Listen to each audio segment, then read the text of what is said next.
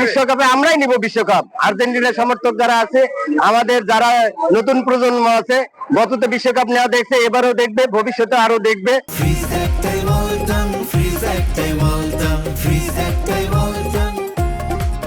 আর যারা ব্রাজিলের সমর্থক, যারা ছোট সিনিয়র কোচের কাছে আছে, তারা কিন্তু ব্রাজিলের কোনো বিশ্বকাপ নেওয়া দেখেনি, আমরাই দেখিনি, তারা কিভাবে দেখবে?